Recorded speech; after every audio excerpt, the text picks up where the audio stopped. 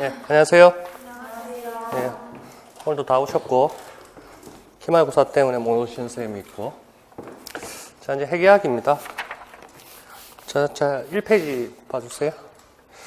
8주 과정에서 지금 기출문제 핵심 내용 정리반인데, 8주를 우리가 잘 달렸어요. 한 번도 안 빠지고 다들 나오셔가지고 너무 고맙고요. 복습 잘하고 계시고, 사업, 경제, 경영학, 마케팅, 무역학을 우리가 벌써 다 했네요.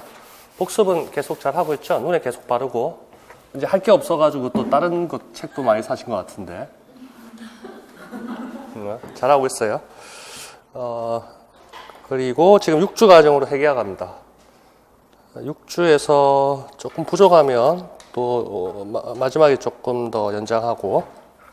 자, 그렇게 이제 달립니다. 7월 14일까지 6주 과정으로 회계학을 달린다. 회계학은 이제 처음 시작하신 분들도 있고, 우리 여기는 대다수가 1단계는 들으셨으니까. 근데 저하고 이제 코드가 좀 맞으실 거고, 호흡이 좀 맞을 거예요. 뉘앙스는 이제 제가 말하는 걸 다 알아들을 거고, 복습의 문제인데, 손으로 계속 반복해서 풀고, 회계가 한 번에 이해하기가 참 힘들거든요. 그러니까 문제도, 이론도 계속 왔다 갔다 하면서 반복할 수밖에 없어요. 수십 번 해야 됩니다. 수십 번. 그래서 자기 걸로 되고, 웬만한 거, 제 교재에 있는 거, 거기에서 벗어나지는 않습니다. 기출문제가. 근데, 시험장에서 연습이 많이 된 상태로, 어느 정도 적응력 있게 떨지 않고 침착하게 푸느냐. 그 싸움입니다. 그리고, 모의고사 때도 보니까 선생님들이 계산 실수를 합니다. 우리가 이제 계산기는 못 들고 하잖아요.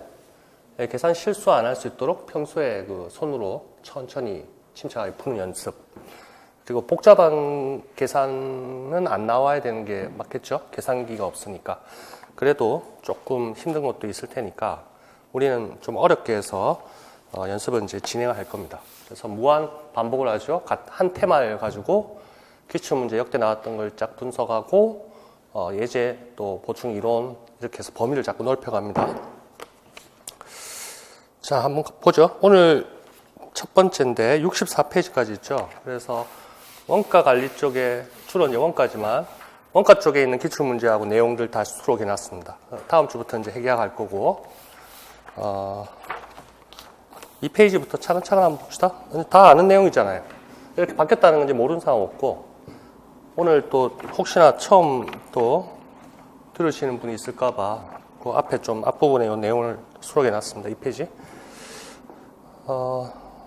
왼쪽 하단에 보면 2페이지 왼쪽 하단에 보면 19년 말 그래서 4829로 바뀌었다는 거 알고 있죠? 그래서 문항수가 총 24문항이 되어버렸습니다.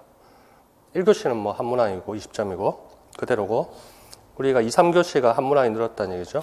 근데 논술형 10점짜리 빠졌다는 건 누구나 다 알고 있고 그 논술형 빠진 게 어느 쪽으로 문제가 갈 것이냐 회계학으로 갈 것이냐 경영학으로 갈 것이냐 그런 게 이제 처음이니까 좀 지켜봐야 되겠는데 경영학이나 마케팅 쪽이라든지 회계 쪽 아마 나오지 않을까. 교육학도 물론 비중이 줄어들진 않겠지만 자 됐고 3페이지 봅시다.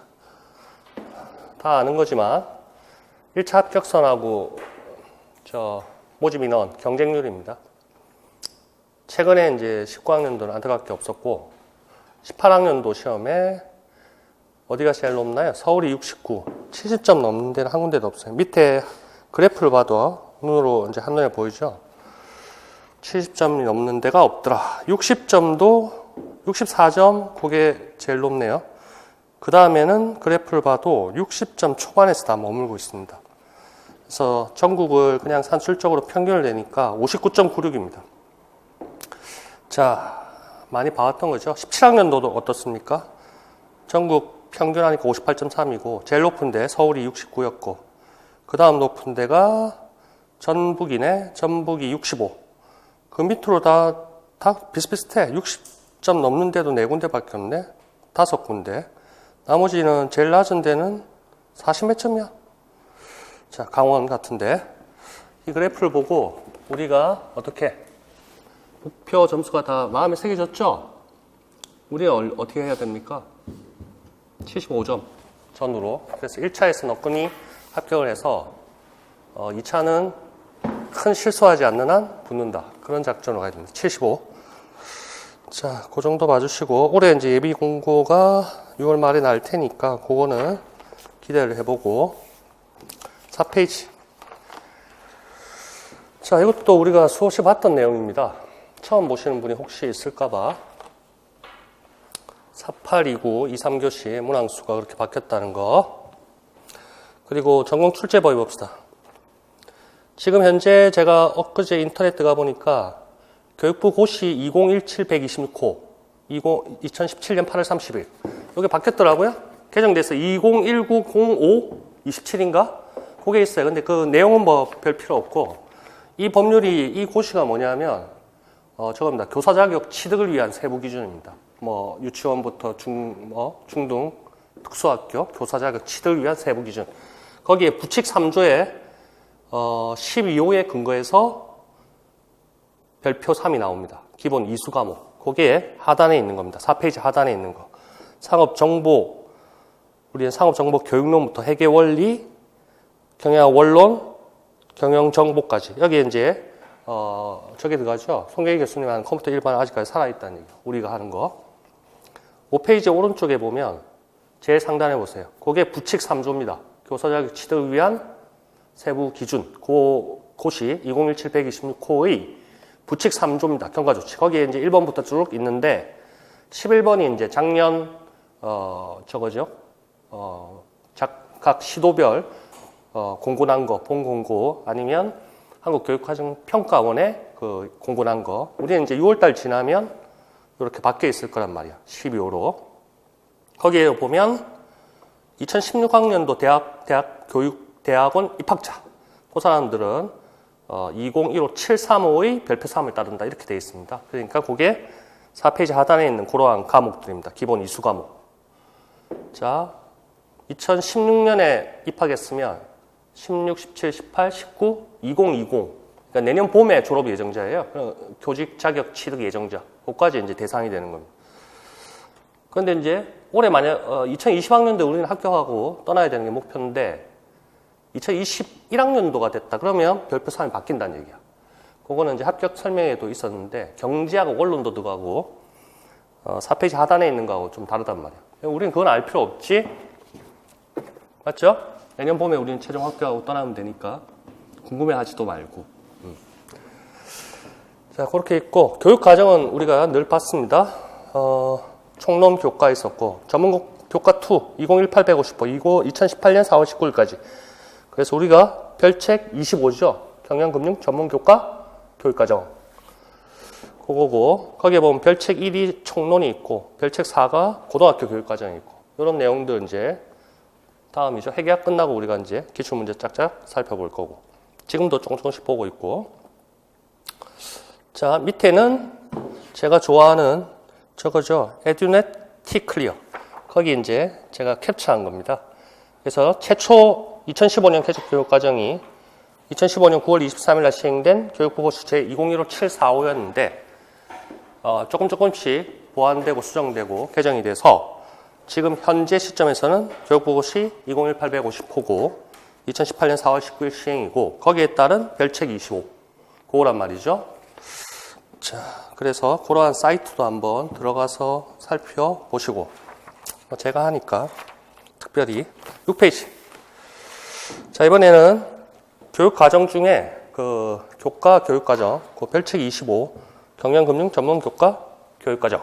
그것만 보자는 건데, 2015-745 별책 25는 이제 날아간 거죠. 그건 필요 없고, 지금 현재 2018-150호. 그래서 어떻게 바뀌었느냐, 한 과목이 줄고 두 과목이 늘었다는 거, 그거였고, 내용은 비슷하고, 약간 달라진 것도 있지만, 거의 비슷하다. 그래서 출력하실 분 있으면 2018-150호를 출력하시라. 그렇게 제가 당부를 드렸습니다. 사이트에 그렇게 1, 2, 3번이 있더라. 그런 것도 한번 시간 나면 구경해 보시고. 7페이지. 변경 전에 2015-745였습니다. 지금 우리가 뭐 하고 있는지 알죠? 교육과정입니다. 교과 교육과정. 별책 25. 거기에 총 43과목 있었고, 변경 후는 2018-150호고, 총 44과목입니다. 한 과목 줄고 두 과목 늘어서 결과적으로 한 과목 늘었더라. 자, 보세요. 중간에 변경 후 보세요. 별책 25. 성공적인 직업생활, 전문 공통 과목, 그 과목명 반드시 암기가 돼야 될 거고, 누구나 다 아실 거고, 기초 과목 16과목, 실무 과목이 27과목입니다. 그렇게 됐습니다. 위에 거하고 비교해보면, 위에 변경전에 금융상품 세일즈 사라졌고, 원산지 관리가 추가, 유통 관리가 추가, 이렇게 됐다는 얘기죠. 자, 그것도 기억해주고, 원산지 관리 우리 무역화 할 때 뭐 있었지? 그 서류 했을 때 기출문제도 나왔었고, CO, 예, 대답 잘 하셨습니다. CO가 뭡니까? Certificate of Origin. 원산지 증명서였죠. 맞죠? 그런 게 있었다는 거. CO. DO는 뭐였죠? 아, 맞습니다. 대답 잘 하셨어요. 화물인도 지시서. DO. 그래서 그게 선화증권의 대용으로 분실 위험이 있어 쓰인다. 그런 얘기가 있었고. 갑자기 생각나서 중간중간 자꾸 지난 것들 다 상기를 시켜드립니다. 그때 한 번씩 여러분들도 차근차근 떠올려 보시고, 밑에 똑같은 내용들입니다. 현재까지 공고된 겁니다. 그게 교육과정 출제 범위가 될 것이고, 총론 교과가 있더라. 그래서 별책 1 총론 부분이 있습니다. 그리고 별책 4가 고등학교 또 고등학교 총론 쪽이었죠. 교육과정, 고등학교 교육과정 그 내용들. 그 다음에 우리는 별책 25 교과에 대해서 경영, 금융, 전문 교과, 교육과정. 자, 그렇게 살짝 보시고 8페이지.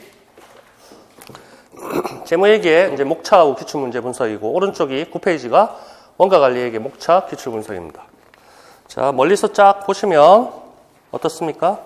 제일 오른쪽 18학년도로 갈수록 문항수가 18학년도에 이제 원가가 하나 들어갔을 뿐이고, 거의 이제 17, 18이 내문항 비슷하게 나오고 있습니다. 그 중간에 이제 별표 돼 있는 거 있죠? 이렇게. 그거는 이제 관련됐다는 얘기입니다. 요쪽 테마하고 관련되고, 요쪽 테마하고 이렇게 관련돼서 문제가 나왔다. 뭐 이런 뜻이고, 여기 있는 기출문제는 싹 다 모조리 이번 6주 과정에서 다 풀게 됩니다. 자, 어떻습니까? 기초 이론 18학년도에 나왔는데, 이거는 뭐 크게 별 내용은 아니었고, 그리고 어디에 몰려있는지, 재무제표 작성, 순이익 측정, 회계 순환 과정. 그러니까 전반적인 내용에 좀 많이 몰려있고, 그 다음에 매출, 채권, 매입, 채무, 재고자산, 유형자산, 그럼 감가상각 나올 것이고, 학생들 이제 선생님들 어렵게 생각하는 뭐 주식이라든지, 금융자산들, 주식, 그 다음 뭐 사채라든지, 그런 거에 대해서는 사실 14학년도부터 우리 출제 경향 바뀌고 나서부터는 크게 다뤄지고 있지 않더라. 그리고 자본이 이제 예상을 18학년도도 했었지만 자본이 많이 나올 것이다, 이렇게 예상을 했는데 나왔습니다. 자, 요번에 어떻습니까? 요번에 나온다면 현금 흐름표가 안 달아줘서 나와야 될 것 같고, 재무 비율이 18학년도에 뭐 비슷하게 나왔는데, 그게 사실은 회계 같지만 상업 경제 쪽에 있는 유통, 그쪽 내용이었거든. 뭐 재무 비율 정도, 현금 흐름표, 그리고 당연히 재고자산 쪽에 또 나올 것 같고, 유형자산 나온다면 감가상각 나와야 되고, 그리고 전반적인 이제 회계 순환 과정 넣는 거, 그런 게 이제 나오게 될 것이다. 자, 싹 이제 풀게 될 거고, 9페이지에 원가 관리 얘기입니다. 제조기업 원가 흐름, 그리고 개별 원가 계산, 거기에 대응되는, 반대되는, 어떤 상황되는 종합 원가 계산, 그리고 이제 CVP 분석 나옵니다. 원가, 조업도, 원가, 이익 분석, 원가, 조업도, 이익 분석, CVP, 코스트, 볼륨, 프로피트, 그렇게 분석할 거고, 관련 원가 분석, 이것도 CVP하고 연관돼서 8학년도에 하나 물어봤던 게 있고, 나머지는 저거 순 현재 가치 뭐 이런 거 물어봤고, 별거 아니고, 결국 나온다면 뭐가 나옵니까? 원가? 14학년도에 한 문항 나오고 3년 쉬다가 4년 만에 18학년 나왔거든요. 결국 나오면 CVP가 나올 겁니다. CVP. 그리고 제조기업 원가 흐름 한번 최근에 이제 18학년에 물어봤기 때문에 또 나올 여지는 모르겠지만, 아까 10점짜리가 논술이 사라져서 혹시 몰라요. 근데 CVP 쪽은 반드시 나올 것이다. 그렇게 보고, 종합원가 계산도 준비를 좀 철저히 해야 될 것 같아요. CVP 종합원가 계산. 제조기업은 18학년 나왔으니까. 자, 밑에는, 뭐 나올 것이다. 그런 뜻입니다. 나오지 않을까.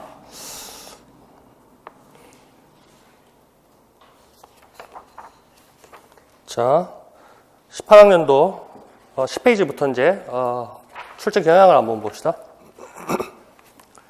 자, 지금은 이제 문항수하고 조정이 됐지만 18학년도에 굵은 테두리 해계 쪽은 어떻습니까? 원가가 한 문항이 출제됐고 총 5문항 나왔고 16점입니다. 80점, 2, 3교시 80점 만점에 20%를 차지합니다.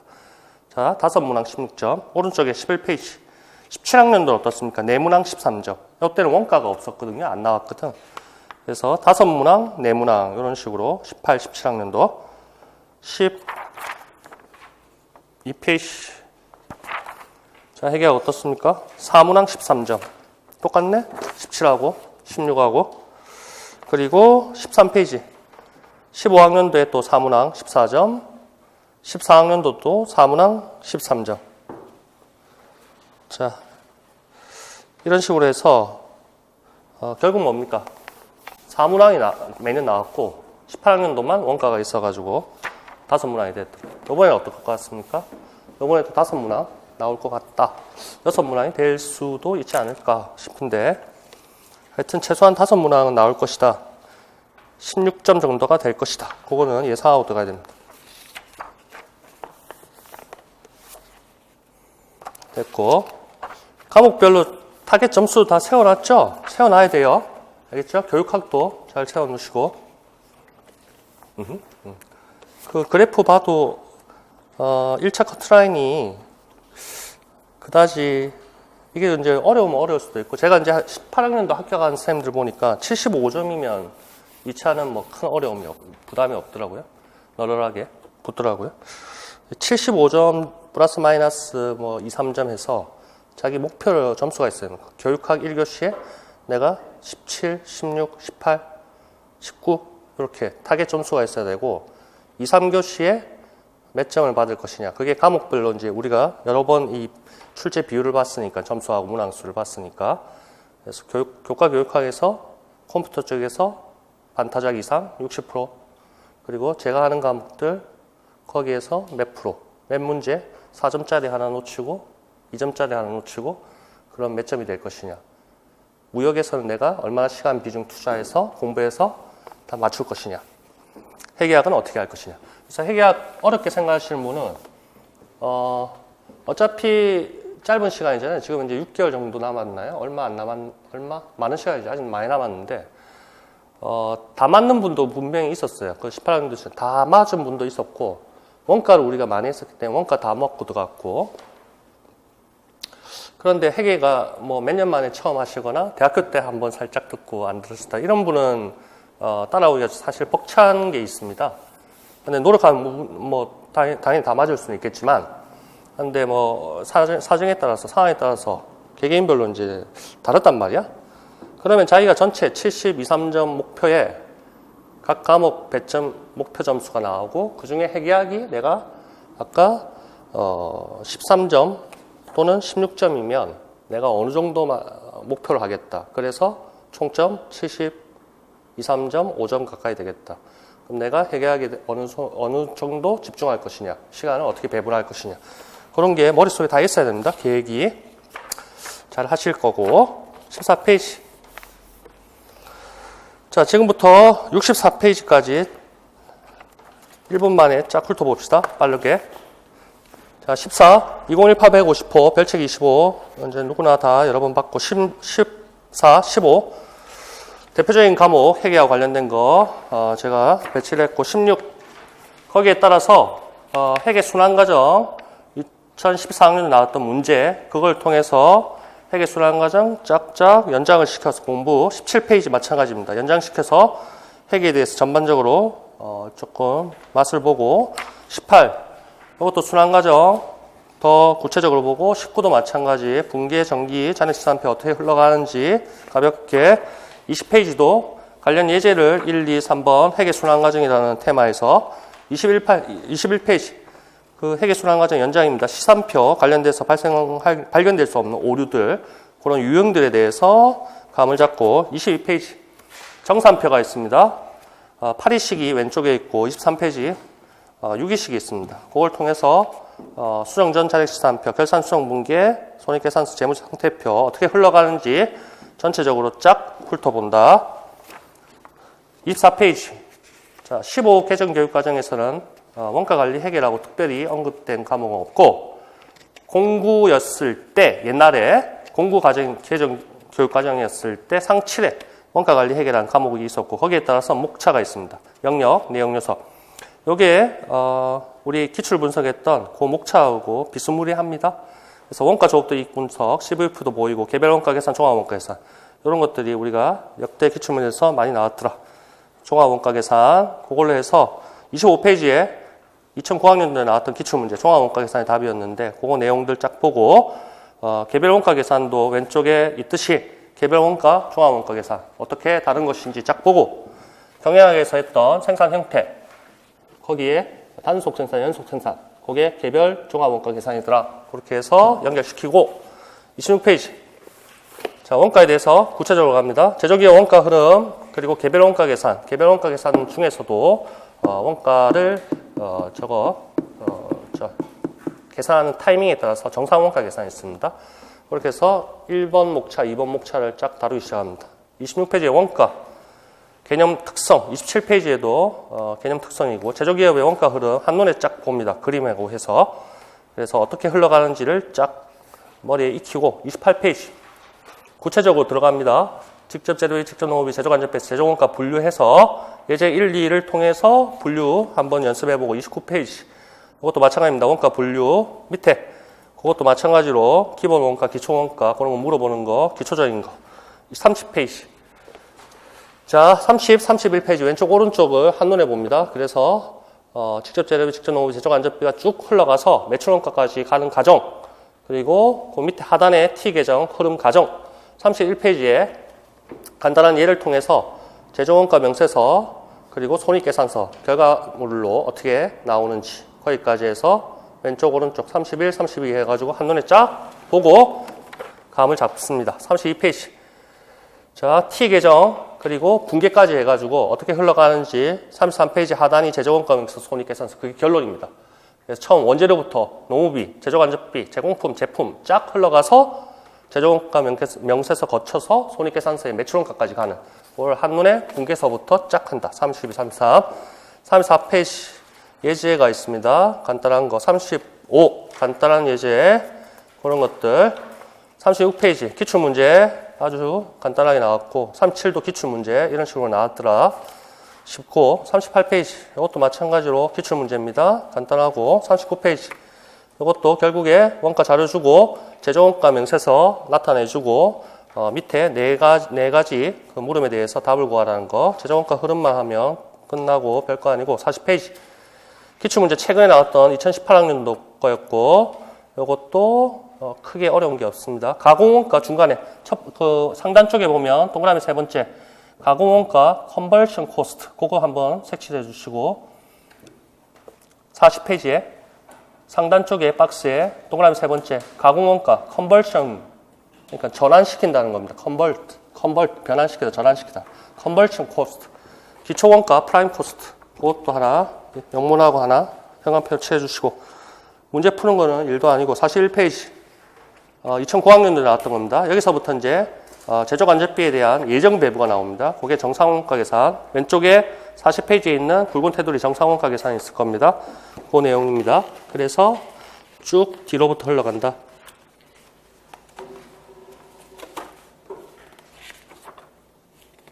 아이고 이게 안 넘어가. 프린트가 좀 연하게 나오네. 자 41페이지 그렇게 해서 배부 차익이 어떻게 되는지 42페이지도 마찬가지입니다. 정상원가 계산, 개별원가 계산, 배부 차익 43페이지 기출문제입니다. 요거는 이제 뭐 재무회계적인 것도 필요한데 크게 어려운 건 아니고 이렇게 해서 미지급 임금 이런 것들이 있을 때 어떻게 계산하느냐 44페이지도 마찬가지입니다. 미지급 임금이라든지 선급 비용이 있었을 때 어떻게 계산하느냐 그런 것들이고 차근차근 하면 누구나 풀 수 있고 45페이지 개별원가 계산 앞에서 했으니까 이번에는 종합원가 계산합니다. 목차가 떠올라야 됩니다. 머릿속에 떠올 거고 종합원가 계산의 기본적인 평균법에 의한 종합원가 계산입니다. 그래서 기초적으로 완성품 한산량 개념을 잡습니다. 그리고 밑에 이제 그림이 있는데 그 그림으로 완성품 한산량 제가 설명해 드릴 거고 이퀴벌런트 유니트. 그 영문도 하나 살짝 기억해 주세요. 뭐 평준화 시키겠다. 뭐 이런 뜻의 의미가 숨어 있는 거죠. 45페이지. 46페이지 종합원가계산 평균법. 47페이지 종합원가계산 평균법. 자, 기출문제에서 이렇게 2002년, 2008학년도 이렇게 나왔다는 거 간단하게 했고 48페이지 예제가 있습니다. 이것도 마찬가지로 평균법인데 이 정도는 아주 간단하게 나올 수 있을 것 같고 요거 그 15학년도에 합격한 쌤이 카톡으로 몇 달 전에 한번 질문해서 제가 이렇게 워드를 쳐가지고 전달해 드렸거든요. 근데 우리 내용에도 넣었습니다. 아까워서. 이 정도면 나올 거 계산하기는 쉬우니까 재료비 가공비를 안 나눴단 말이야. 그런 것들 이것도 괜찮을 것 같고 49페이지 똑같이 종합원가계산인데 앞에는 평균법이었는데 이제 선의선출법입니다. 그렇게 해서 49, 50페이지 이것도 선의선출법 51페이지도 선의선출법 그리고 51페이지부터 CVP하고 관련 원가 분석입니다. CVP 52에서 53, 54, 55 그림들 아주 예쁘고 요거 상업경제 시간에 있었던 거 요번에 이제 설명합니다. 56페이지도 그림이 예쁘죠? 밑에도 그림이 있고 57페이지 이제 공식화 시켜서 하는데 뭐 공식 어려운 것도 아니고 57페이지 자 그리고 58페이지 2014학년도 기출문제 한번 가볍게 풀어보고 그런 식으로 학생 교사 대화형으로 나왔고 요거는 뭐 눈썰미만 있으면 몰라도 풀고 59페이지 그림이 짝짝 한복에 못 알았습니다 제가 그래서 밑에 것도 좋은 내용이 있기 때문에 한번 보고 60페이지 앞에도 CVP 분석이 있는데 예전부터 이렇게 제가 오더가 쳐져 있어서 이것도 활용하고 61페이지 왼쪽 오른쪽에서 기출문제하고 같이 연결시키고 62페이지 2008학년도 이것도 기출문제 CVP하고 안전한계 쪽에 나왔습니다. 그런 것도 물어봤으니까 그리고 특별 주문에 대해서 관련원가 분석에서 CVP 연장입니다. 그렇게 하는 거 63페이지 이것도 목표하는 매출액, 목표하는 이익을 달성하기 위한 그 매출 수량을 물어봤습니다. 이런 문제들, 좋은 문제들. 자, 밑에 그림 다시 음미하고 64페이지. 13학년도, 6학년도에서 6학년도는 이제 순현재 가치라고 물어봤고 13학년도는 감가상각비 있을 때 현금 유입액 뭐 X 해가지고 물어보는 회계적 이익률 그거 제시해놓고 하는 문제였습니다. 크게 어렵지 않고 자 이렇게 해서 끝났습니다. 쉽죠? 머릿속에 약간씩 떠오르나요? 결국 뭐였나요 우리? 제조기업 원가 흐름 아까 쫙쫙 흘러가는 그림 손익계산서 매출원가까지 그거 다룰 거고 개별 원가 계산 그 다음에 종합원가 계산 그 다음 CVP 끝 그렇게 끝입니다. 나오면 뭐가 나온다? CVP 꼭 나올 것이고 다른 것도 물론 철저하게 준비를 해야 될 것이고 같이 하면 될 겁니다. 같이 하면 되고 될 거가 아니고 반드시 되고 다 맞출 수 있고 회계학도 어렵게 생각하시는데 우리가 못 풀 거를 내지는 않습니다. 우리가 회계사 시험 치는 게 아니잖아요. 세무사. 그래서 딱 맞을 수 있는 수준 그리고 다 전체를 다 놓치게끔 문제 구성을 하지 않습니다. 그러니까 자기가 포기만 안 한다면 침착하게 푼다면 거의 다 맞출 수 있다는 겁니다. 그래 왔고 그런 사람들이 있어서 합격했고 자 우리도 가능할 것이다. 자 봤죠? 원가부터 먼저 할까요? 앞부분의 해결을 살짝 볼까요? 여러분들 원하는 대로? 그래요? 아닙니다. 쌤이 원하시는 대로. 해결 먼저 보고 약간 내용이 또 원가하고 연결될 수 있으니 그렇게 하죠. 그래서 절대 어렵게 생각하지 마세요. 절대 어렵게 생각하면 중급액의 상하 이렇게 두꺼운 거 다 봐야 되고 기본서 봐야 되고 연습서 봐야 되고 그래서 이제 회계사 시험 치러 들어가거나 세무사 시험 치러 들어가면 되고 우리는 그게 아니란 말이지. 그리고 또 우리가 경영 상대 쪽에 다 대부분 다 나오셨으니까 뭐 가볍게 회계 원리라도 뭐 그 1학년 때 듣지 않았을까요? 그 필수 과목으로 안 돼 있나요? 회계가 요새는 안 맞죠. 살짝은 맛을 봤을 테니까. 자, 큰 걱정하지 마세요. 예전에 그 보면 처음에 잘 몰랐는데 계속 반복하다 보니까 50%, 60%, 70%, 80% 자기게 됐다. 그런 쌤들이 있었습니다. 결국은 다 합격했고 그에 여러분도 마찬가지일 거고 갑니다.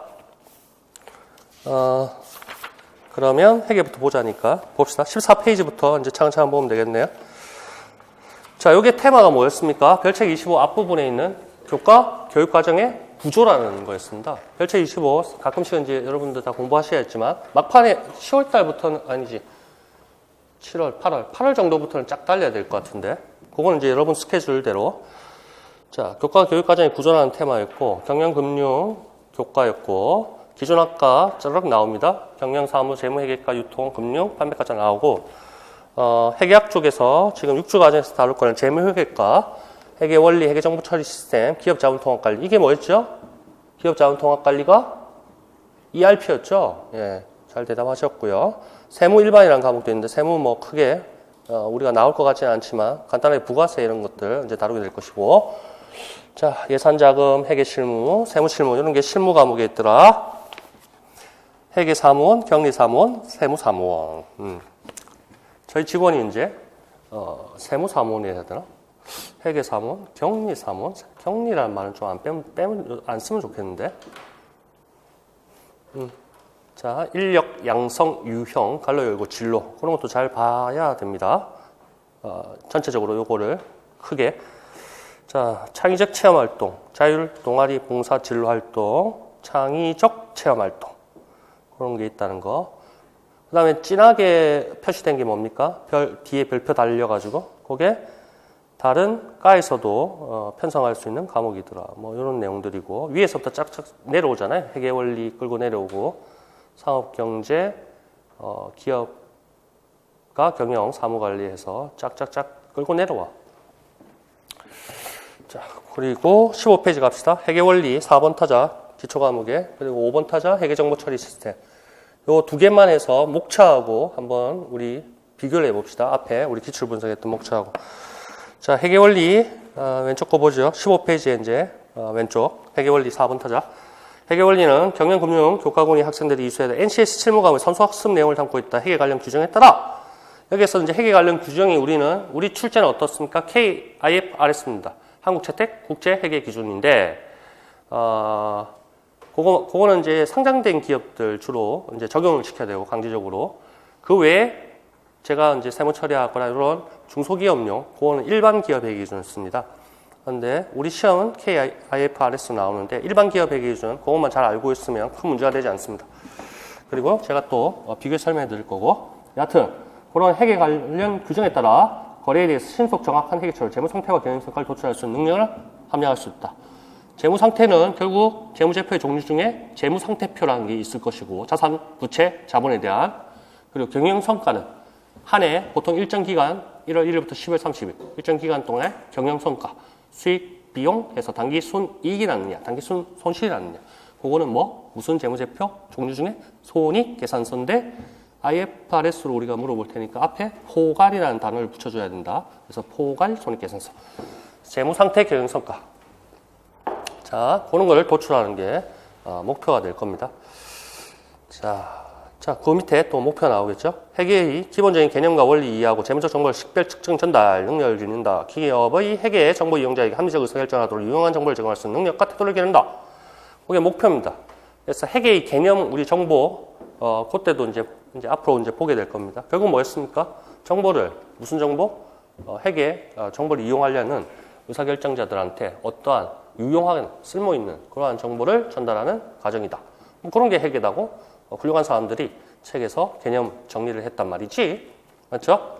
근데 그거 필요 없다는 얘기였죠? 제가 얘기해줬죠? 미생, 장거래, 회계는 기업의 언어다. 그렇게 쉽게 말하면 될 것을. 맞죠? 마케팅은 제가 마지막에 얘기 안 했네? 마케팅은 고객의 마음을 얻는 것이다. 쉽게 얘기하면 될 거 가지고 뭐. 다 사람의 마음을 얻는 거지 뭐. 마케팅뿐만이 아니라.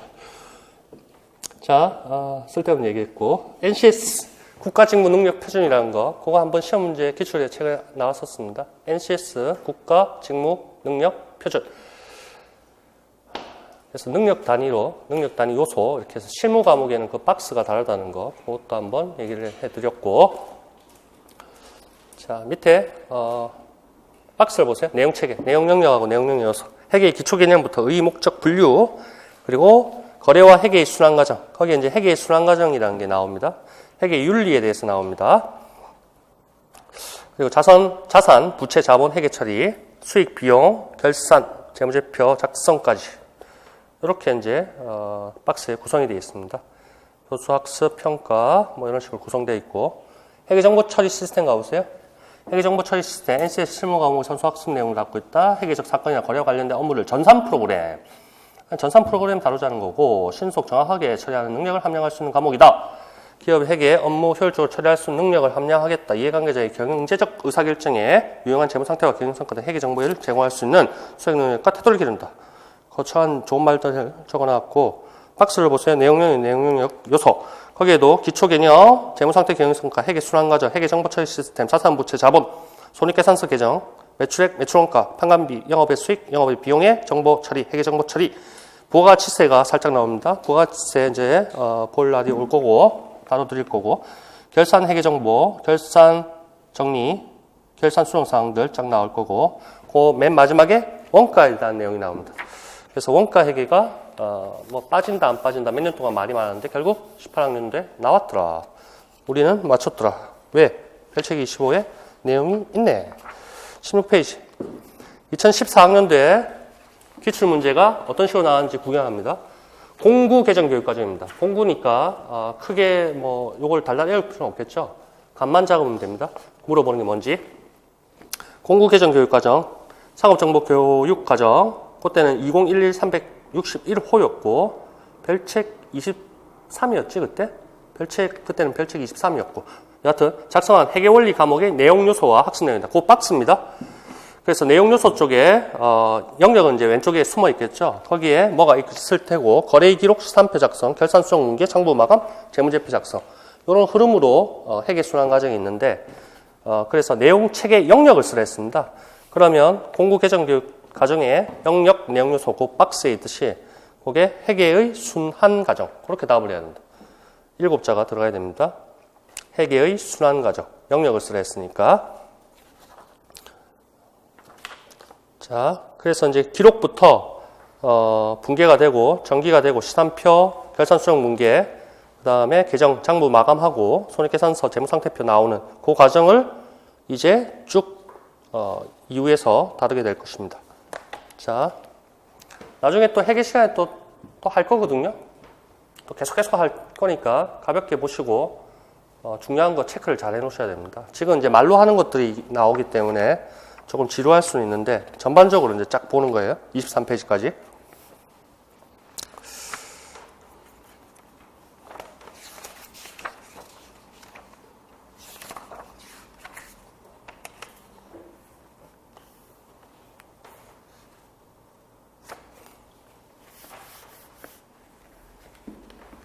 자, 갑니다. 회계의 순환 과정 1번부터 8번입니다. 1단계 때 그 보충 자료도 제가 나눠준 게 있었는데 그건 오늘 안 드렸는데 거기에도 이 순서로 되어 있습니다. 그래서 어떤 사건이 발생했습니다. 기업을 회사를 운영하면서 어떤 거래가 발생했다는 거죠. 그 회계상 거래일 것이고 그게 이제 분계장이나 분계 전표에 기입되는 겁니다. 그걸 2번 단계에서 분계를 합니다. 그리고 분계장이 각 계정 과목별로 주로 이제 T 계정을 쓰는데 그 자리들이 있습니다. 그 자리에 이제 이전에서 이사시켜서 기입해 주는 겁니다. 그걸 전기라 합니다. 전기. T 계정, 총 계정 원장. 각 과목별로 그 원장, 자기 자리들이 있다고. 계정 과목 자리들. 거기에 이제 전기해 주는 거.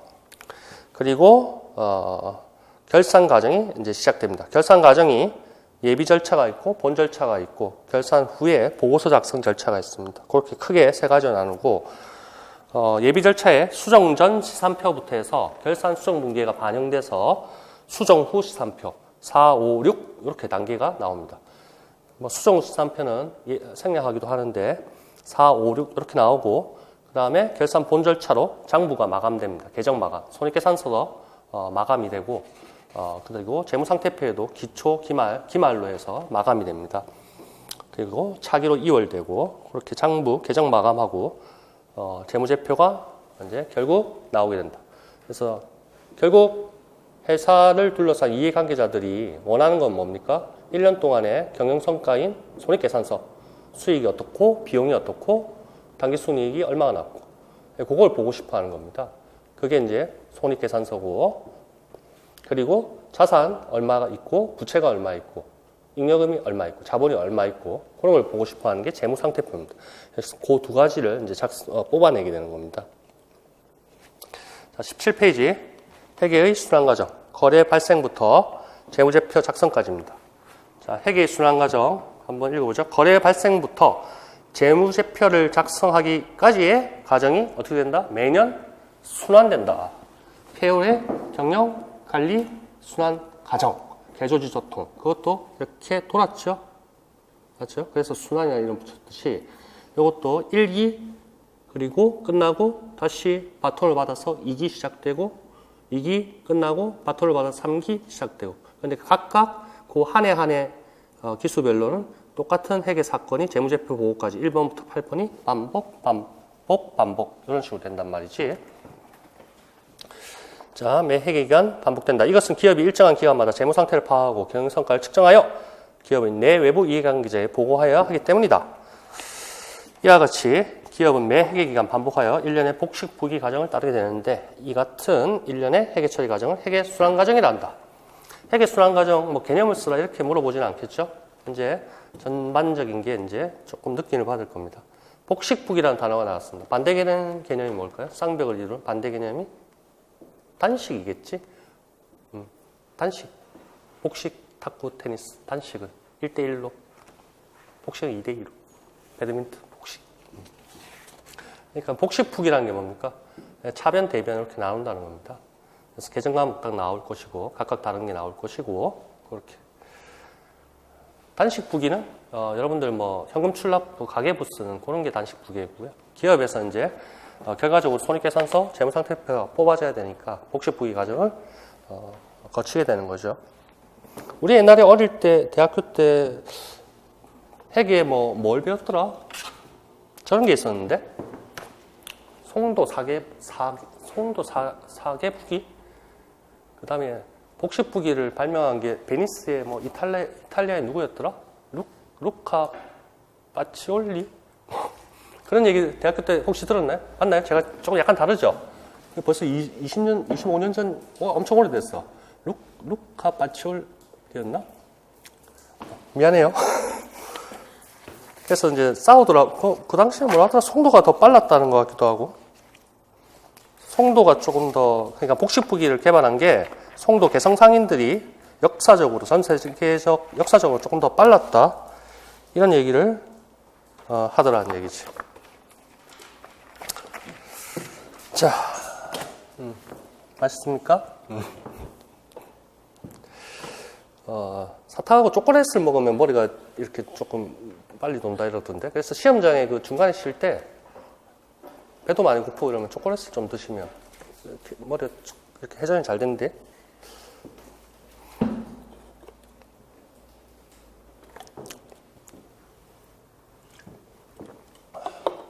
계산 문제를 막 풀어야지 좀 안 누를 줄 아는데 조금 지루하죠.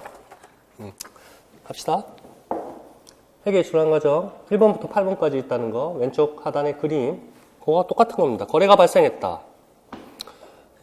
기업에서 현금이 나가고 상품을 매입했다. 현금을 지급하고 인건비가 나갔다. 여러 가지가 있을 거 아니야. 그리고 상품을 팔고 돈이 들어왔고 이런 거래가 발생했다. 그럼 그러한 사건을 어떻게 분개할 것이냐. 분개장이나 분개점표에 이제 기입합니다. 분개라는 게 있습니다. 분개. 날짜 적고 차변, 대변으로 이제 나누는 거지. 그게 복식북이라는 거고. 그래서 계정과목 각각 차변, 대변에 각각 다른 걸로 기입해주고 금액 똑같은 걸로 딱딱.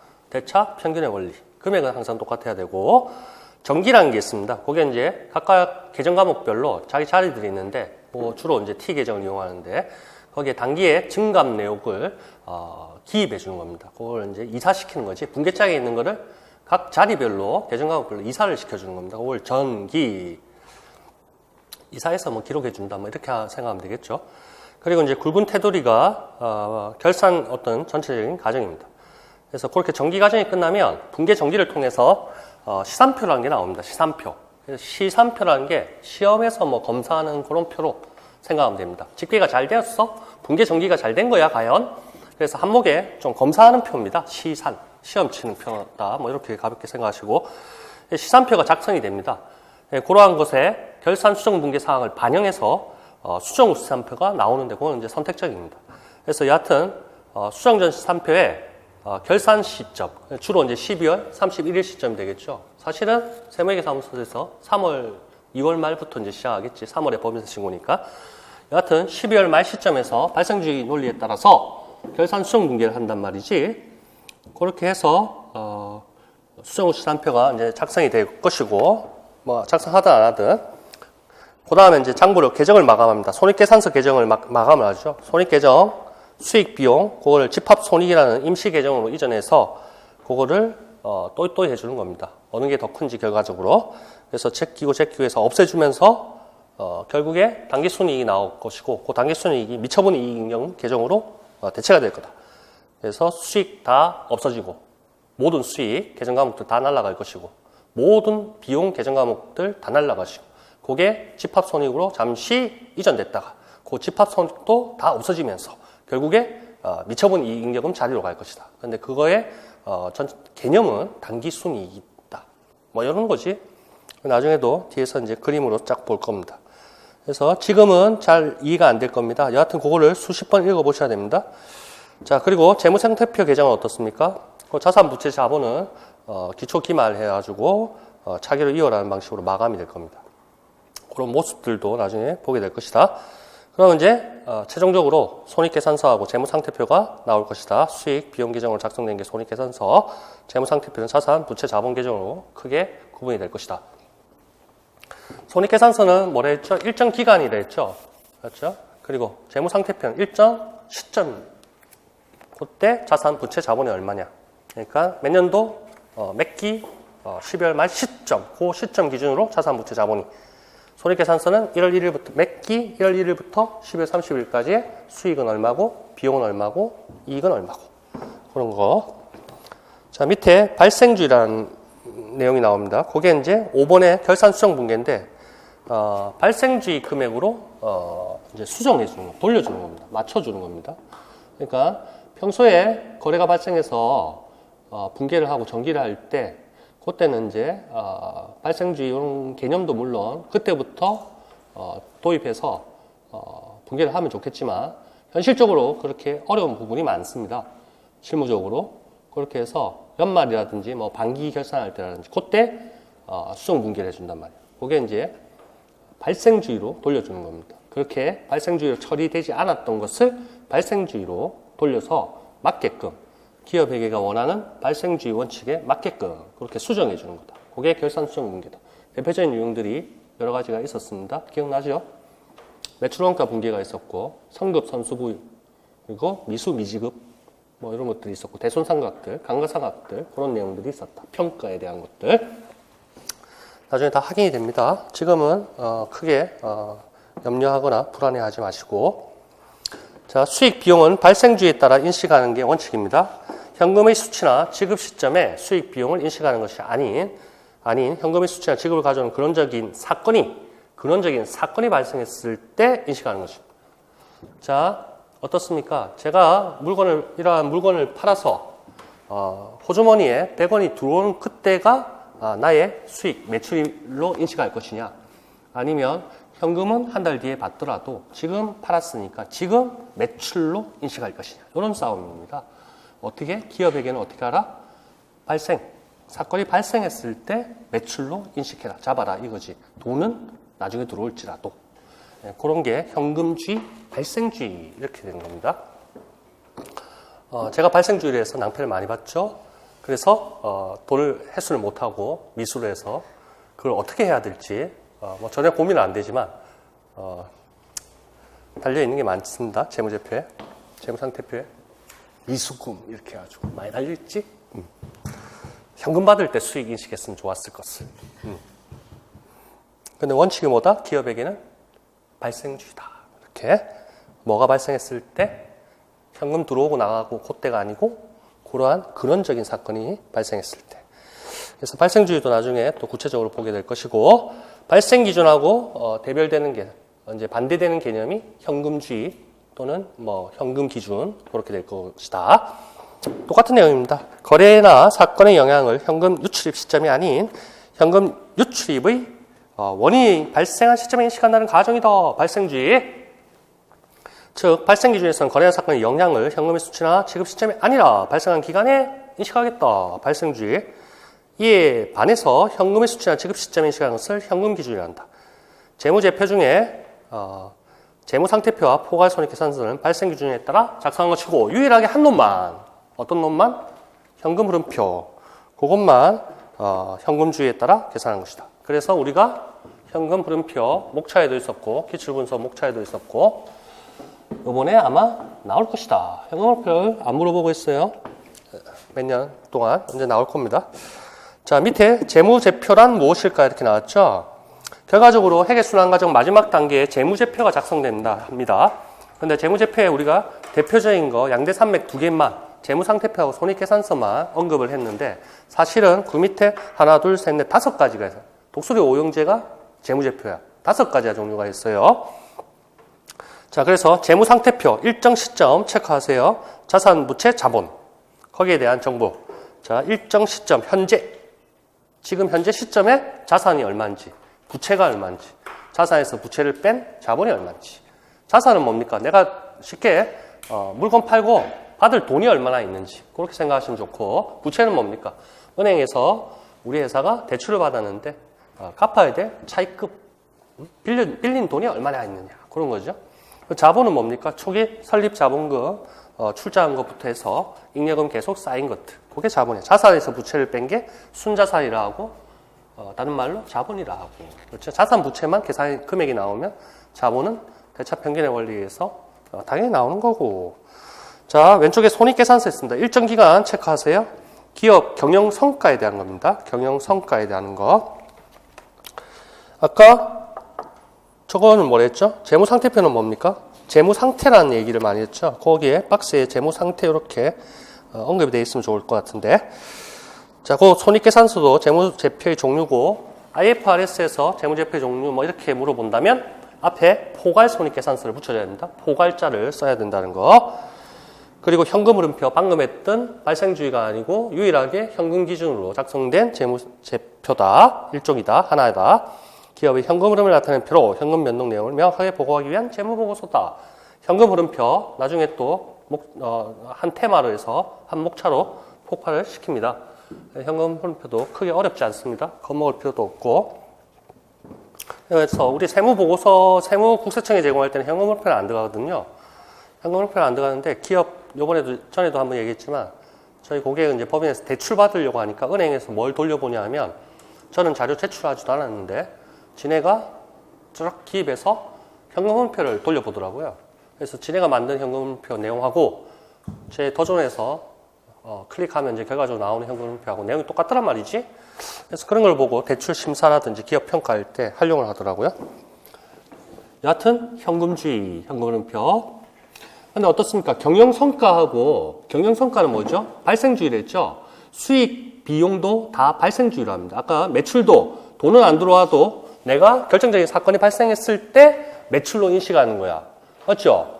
그리고 비용도 마찬가지야. 돈은 안 나가도 요 사건이 발생한, 그런적 사건이 발생했을 때 비용이라고 인식하는 거야. 그래서 그 수익에서 비용을 빼서 이익이 나든 손실이 나든.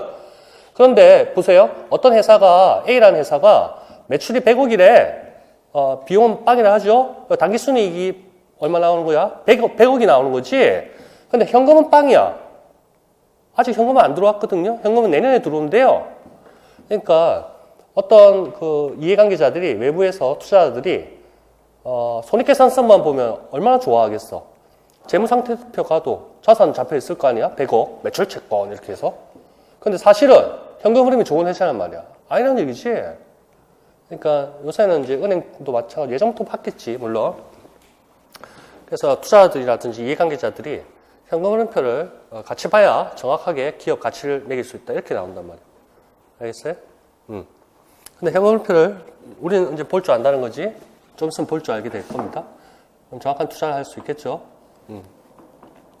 자, 그리고 이제 자본 변동표라는 게 나옵니다. 2018학년도에 자본 변동표를 만들어서 출제가 됐는데, 결과적으로 자본 변동표가 아니고 재무상태표랑 똑같은 거였습니다.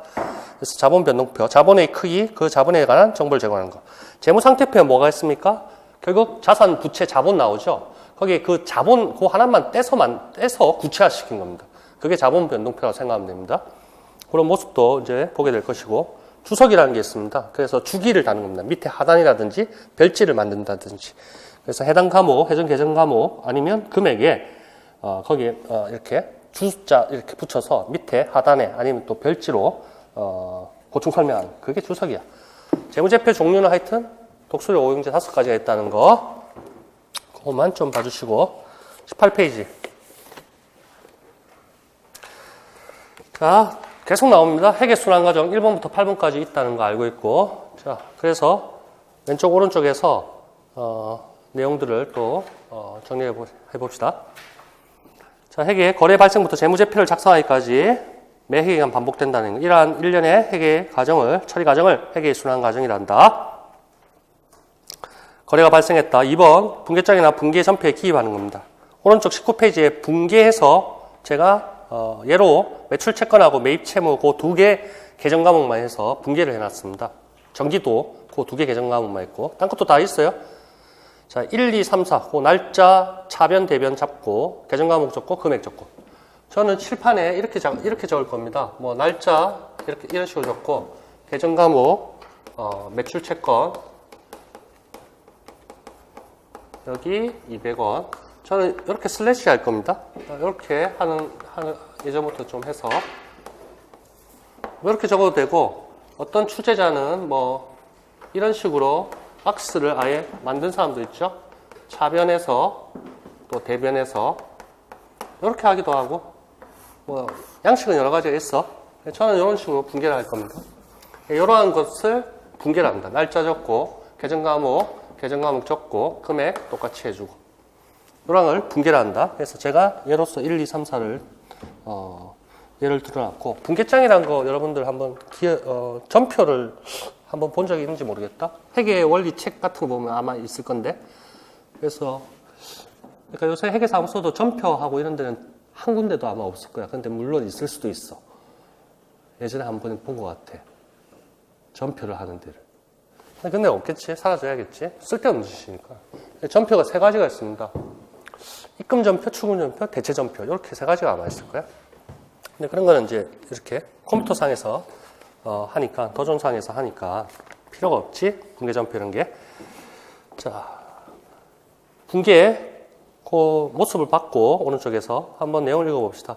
회계상 거래가 발생했다. 일자 적고 어느 계정 과목, 차변, 대변. 이걸 차변이라 합니다. 왼쪽을 차변, 오른쪽을 대변. 그렇게 합니다. 차변, 대변. 어느 쪽에, 어느 변에 얼마의 금액을 기입할 것인가 결정했는데 이 과정을 분계를 한다. 거래 내용이 자산, 부채, 자본, 수익, 비용 중 그 5가지 구성 요소가 있습니다. 자산, 부채, 자본은 재무상태표 계정일 것이고 수익, 비용은 손익계산서 계정일 것이고 어느 것에 해당하는지 차변, 대변 중 어느 쪽에 기록하는지 그리고 금액은 얼마인지 파악하여 기록하는 것이다. 분계.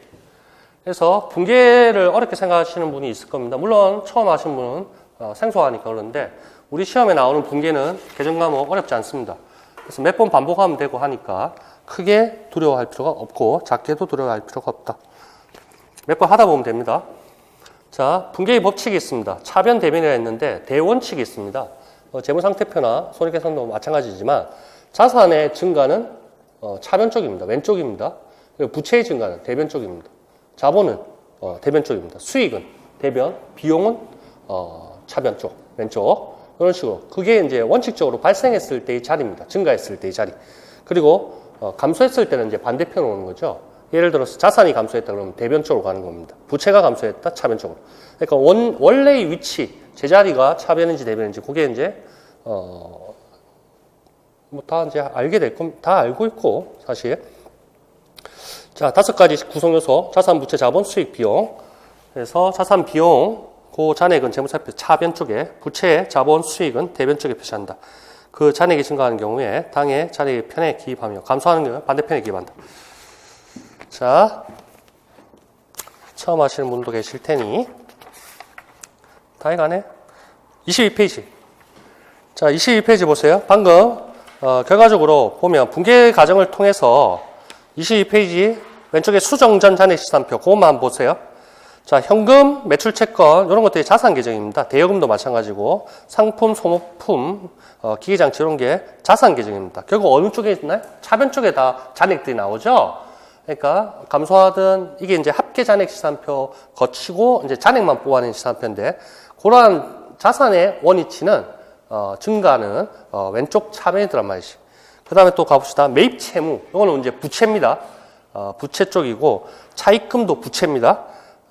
이런 것들 어디 돼 있습니까? 대변 쪽에 돼 있죠. 부채의 원칙 증가는 오른쪽 대변에 들어.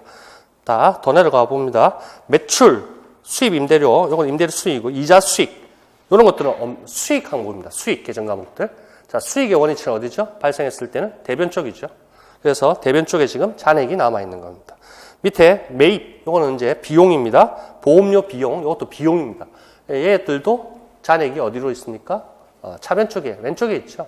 그러니까 발생했을 때 원위치가 왼쪽이라는 거예요. 그렇게 해서 차변 대변을 쭉 해가지고 합계를 내니까 차변 합계가 1, 2, 20, 그리고 대변 합계가 1, 2, 20, 차변, 대변이 일치하더라, 금액이. 그러면 시산표, 분기하고 전기 과정이 올바르게 됐다, 가답을 잡을 수 있는 거지. 100%, 200% 만족은 못하겠지. 시산표에서 발견할 수 없는 오류가 있기 때문에. 그렇지만 계산이 잘 됐구나, 이렇게 볼 수 있다는 거지. 자, 됐고. 자, 이번에는 전기입니다. 총 계정 원장에 전기하는 겁니다. 그래서 오른쪽에 보면 그 위에 분계, 시커먼 동그라미 1번, 시커먼 동그라미 2번 이렇게 따라가면 됩니다. 그게 지금 이제 계정 과목은 몇 가지가 나오죠? 매출 채권, 매입 채무, 매출, 매입, 현금 5개의 계정 과목이 나오는데 그중에 계정 과목 2개 그것만 뽑아낸 겁니다. 예를 들려고 매출 채권하고 매입 채무하고 그렇게 해서 계정 과목이 그 연도 중에 어떻게 변동되든지 증가되는지 감소되는지 그런 것을 그 계정 과목의 자리인 계정 원장에 옮겨 적는 겁니다. 그래서 이러한 거래가 발생했을 때 거래는 이제 요 앞단계 있죠. 상품을 팔았고 A 거래처에 팔았고 돈은 외상으로 했더라. 그러한 거래를 이렇게 우리가 분계를 했습니다. 이러한 분계가 요 계정 과목에 자리가 있을 겁니다. 그게 원장이라 하기도 하고 총 계정 원장이라 하기도 하고 이러한 T 계정에 어떻게 1월 1일자로 적어주느냐 겁니다. 그래서 여기에 기초 매출 잔액, 기말 이렇게 나올 겁니다. 자산 계정이기 때문에 차변, 대변 쪽에 이쪽에 차변 쪽에 이제 기초 잔액이 오게 됩니다. 기말은 다음에 또 기초로 이월될 것이고 여하튼 이렇게 됐고 요게 이제 이쪽에 매출이 발생했다는 거지. 1월 1일 매출 200 이렇게 적는 겁니다. 이러한 분계를 각 계정 과목 하나 따고 와서 이렇게 적어주는 거. 요게 전기가 되는 거예요. 됐고 1월 2일이구나. 죄송합니다. 1월 2일 이런 식으로 적어주는 거지. 그래서 매출 채권이 단기에 증가했다는 의미입니다. 이렇게 하살표한 거는 의미입니다. 의미. 계정 과목은 매출이라는 계정 과목이고 분계 매출로 되어 있죠. 마찬가지로 매출 지금 매출 채권만 뽑아냈으니까 이런 식이 이런 분계를 이렇게 옮겨 적는 거를 이 계정 원장에 옮겨 적는 이런 걸 뭐라 한다? 전기. 그러니까 이동시켜서 기입해 준다. 뭐 이렇게 생각하시면 됩니다. 자, 총 계정 원장에 전기해 주는 거. 그럼 총 계정 원장이 뭔데 하니까 계정 과목별로 분류하고 기록하고 정리한 참고입니다. 이렇게 계정 과목별로 매출 채권, 또 뭐 매입 채무, 매출, 매입, 현금 이렇게. 자, 그걸 총 계정 원장이라 부르고 거기에 옮기는 것을 전기란다. T자인 계정을 주로 많이 사용하더라. 내용은 읽어보면 다 뭐 크게 어려운 내용은 아니고. 그러면 이제 수정전 시산표가 작성이 됩니다. 그래서 이런 과정을 거쳐서 결국 합계 잔액 시산표 여기 이제 계정 과목이 나올 겁니다.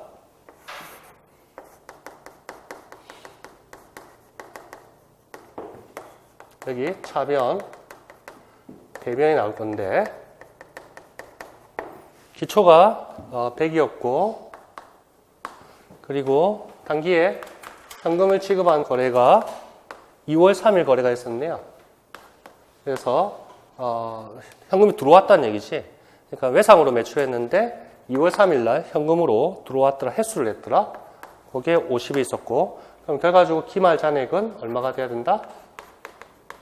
300에 50이니까 250이네. 요 250이 결국 이렇게 보는 겁니다. 여기에 이제 수많은 계정 과목들이 있을 텐데, 그 중에 매출 채권이라는 계정 과목, 이게 이제 잔액 시산표입니다. 잔액만 나타낸 각 계정 과목별로 자산에 속하는 매출 채권이라는 계정 과목의 차변 잔액은 결국 250입니다. 그러니까 요거는 기초 매출 그리고 현금으로 회수해서 남아있는 게 250이라는 겁니다. 잔액의 의미입니다. 잔액. 그 잔액이 이쪽으로 오게 되죠. 250. 자, 이렇게 잔액 시산표에 쫙 모아지고 합계가 얼마, 차변 얼마, 대변 얼마. 이게 다 일치하게 될 것이다. 여기 보이나? 보이구나, 아직. 자, 시산표 한번 읽어보죠. 시산표는 분기, 전기, 그거 2번, 3번 단계입니다. 그게 올바르게 이루어졌는지 여부 검증하기 위해 작성하는 계정 집계표. 그 집계표, 결과적으로 차변, 합계, 대변, 합계 이렇게 나올 테니까 자, 분계 전기 과정에서 뭐가 누락되었는지 아니면 중복해서 뭔가 한 군데에 잘못 기입했는지 실수를 했는지 잘못 적었는지 그런 걸 시산표를 통해서 알 수가 있더라. 차변 합계, 대변 합계가 일치하는지 검토하는 계정 집계표, 합계 시산표가 있을 수 있고 합계 잔액을 또 뽑아내는 게 있을 것이고 잔액만 나타낸 잔액 시산표로 구분될 것이다. 주로 우리 쪽에서는 잔액 시산표를 시험 문제로 많이 다룹니다. 합계 잔액도 나중에 구경할 날이 올 겁니다. 자, 그리고 5번, 6번, 7번, 8번 오른쪽 19페이지에 결산 수정 문제 발생주의 금액으로 한다는 거 알고 있고 그리고 수정 후 시산표는 선택적이라는 거. 손익계산서 계정 마감, 재무상태표는 차기 이월 하는 방식으로 마감. 그렇게 하면 손익계산서 재무상태표가 나오더라. 자, 분기하고 전기 잔액시산표 한 번 더 설명합니다. 자, 거래가 발생했습니다. 1월 동그라미 1번 진한 동그라미 1번 거래는 어떤 거래입니까? 상품 도소매업을 가정하죠. 재무회계 쪽에서는 이제 도소매업이니까 상품을 팔았는데 외상으로 팔았더라. 이러한 거래가 발생한 겁니다. 근데 그 금액은 200원이더라. 그러면 수익이라는 매출이라는 계정 과목을 써줍니다. 수익의 발생이니까 대변 쪽이겠죠. 그래서 매출 200, 오른쪽에는 외상 거래, 돈 받을 거지. 그러면 자산이지. 구체적으로 무슨 계정 과목? 매출 채권, 상품을 팔고 돈을 못 받았을 때. 그래서 금액 200원 이렇게 적어주면 되는 거지. 이러한 계정 과목들은 일률적으로 이러한 거래는 이런 계정 과목을 쓰겠소 하고 다 정해진 게 있습니다. 이제 몇 번 하다 보면 감이 올 겁니다. 자, 동그라미 2번 거래는 뭡니까? 외상으로 팔아서 매출 채권, 내가 자산으로 가지고 있던 것 중에 이제 돈이 들어왔다 이거지. 현금으로 회수했더라. 그래서 현금이라는 자산이 차변에 50이 증가했고 내가 받을 돈, 외상 매출금, 즉 매출 채권 계정 과목이 이제 줄어드는 거 아니에요? 그 자산이 줄어들더라. 그래서 자산 증가, 현금 증가, 차변, 자산 감소, 대변 이런 식으로 해서 자산의 감소는 원위치가 차변이 아니고 그 반대편인 대변이더라. 그렇게 해서 왼쪽에 그 굵은 테두리 분계 쪽에 자산의 감소, 매출 채권이 대변 쪽을 가 있다는 거. 그게 이제 알 수 있을 것이고. 자, 그러면 이때까지만 해도 2월 3일 이후에 아직 남아있는 매출 채권은 얼마입니까? 여기에 1, 2, 3, 4밖에 거래가 없다 하죠. 분계가 없다 하죠. 나머지 생각하지 맙시다. 2월 3일 현재 아직 상품 팔고 못 받은 돈이 얼마죠? 자신 있게 대답을 했어요. 예, 150이라고 대답을 해주셨습니다. 너무 쉬운 걸 물어봐서 대답을 안 해주고 있죠? 자, 3월 4일 날은 어떤 거래가 발생했습니까? 내가 도소매업이고 뭔가를 상품을 사서 비싸게 파는 놈인데 어쨌든 처음에 상품을 구입해야 될 거 아니니 그래서 어떤 거래처로부터 상품을 구입하고 내가 돈은 나중에 줄게 이렇게 하는 거지. 그래서 상품을 구입하고 돈은 외상으로 하였다. 이런 겁니다. 외상으로 상품을 구입하였다. 그 금액은 200원이 되더라. 그래서 3월 4일 날짜 적고 차변에 비용이라는 계정 과목, 매입이라는 계정 과목. 이거는 이제 나중에 3번법 할 때 나옵니다. 매입이라는 게 상품을 매입했을 때 매입이라는 계정 과목을 씁니다. 그래서 매입이라는 계정 과목 적고 금액 200 적고 그리고 대변 쪽에 부채죠. 그러니까 빚이죠. 나중에 줄 돈이지. 그랬을 때 상품 매입했을 때 외상으로 매입했을 때 계정 과목은 매입 채무입니다. 그래서 매입 채무 계정 과목 대변에 적고 부채의 발생. 자, 그리고 부채 자산 부채는 증가 뭐 감소 이렇게 표현하지. 부채가 이제 증가됐고 금액 200 적어준다. 4월 5일 시점에서 외상으로 매입했던 게 있었는데 내가 이제 돈에 여유가 생겨서 현금을 외상 거래처에 갚아줬다 이런 뜻입니다. 그 금액은 250원이 되더라. 자, 매입 채무가 주는 겁니다. 부채의 감소는 차변이죠. 그래서 부채가 감소하고 현금이 250원이 이제 대변 쪽으로 나갔습니다. 그러면 자산이 대변 쪽에 있다는 것은 자산의 감소죠. 그래서 부채 감소, 자산 감소. 250씩 이렇게 계정 과목이 됩니다. 매입 채무를 250원 할 걸. 위에를 250, 밑에를 200, 현금 갚을 때 200 이렇게 할 걸. 자, 이런 식으로 해서 전기하는 겁니다. 계정 과목 변동 내용을 그 계정 원장, 그 각각의 계정 과목 자리에 옮겨 적는 거. 자, 그래서 매출 채권이라는 계정 과목 보면 기초 100이 있었고, 요거는 이제 주어진 사건입니다. 요거 왜 있느냐 물어보시지 말고 그냥 제가 적은 거죠. 그리고 1월 2일 날 그 분계가 이제 매출 채권 T 계정에 옮겨 적는 겁니다. 그래서 1월 2일 날짜 적고 상대 계정 과목이 매출 적고 금액 200 적고 2월 3일 거래 그것도 동그라미 굵은 거 2번 거래입니다. 2월 3일 날짜 적고 매출 채권의 상대 계정이 현금 적고 그리고 금액 적고 그러면 나머지가 남은 매출 채권이 250이 되는 거죠. 자, 매입 채무 쪽에 갑시다. 이거는 부채입니다. 자, 부채니까 원치가 어디입니까? 대변 쪽이죠. 이렇게 기초 잔액이 대변 쪽에 있다는 거지. 그리고 3월 4일 날 부채가 증가했다. 그래서 상대 계정 과목 매입 적고 200 적고. 그래서 전체 부채가 이때까지 3월 4일까지는 이제 400이 되었네. 그런데 4월 5일 날 4번 거래에서 현금을 250만큼 지급했다. 그럼 남은 거는 결국 얼마다? 400에서 250 지급했으니까 150이 남았네. 그래서 시산표에 대변 쪽에 부채 쪽에 매입 채무 계정 과목에 150 잔액을 적어주면 돼요. 옮겨 적는다. 잔액 시산표에 이제 자동으로 갈 것이다. 그래서 정기 과정을 거치면 잔액 시산표가 나옵니다. 자, 요거는 이제 수정 전입니다. 뭐 별다른 언급이 없으니까 20페이지. 자, 회계 순환 과정. 결산 본 절차인 것은 물어봤습니다. 재무상태표 작성은 어떻습니까? 보고서 작성, 결산 후 재고조사표 이런 것도 재고조사표? 본 절차는 아니고 본 절차는 장부 마감인데 3번 각종 장부 마감 요게 답으로 해줘야겠네요. 포괄손익계산 작성 이것도 보고서 작성이고 재고조사표? 재고조사표? 이건 부속명세서 같은데 이거는 뭐 크게 시산표 이런 거하고 관계없고 자, 예비 절차, 본 절차, 결산 절차에서 공무원 시험에 이런 것을 물어보고 있네요. 그래서 장부 마감, 그게 결산, 본 절차라는 거, 그 밑에 그림 있듯이 그것만 골라내 주시고 그리고 예제 2번 봅시다. 회계 순환 과정에서 나타내는 다음의 절차를 순서대로 맞게 배열하세요 했네요. 재무제표 작성이 제일 마지막으로 가야 될 거고 계정 마감이 그 앞에 수정 전 결산서 CB DA 이렇게 가야겠네요. 자, 위에 그림하고 매칭이 되니까 쉽고 회계순환 예제 3번.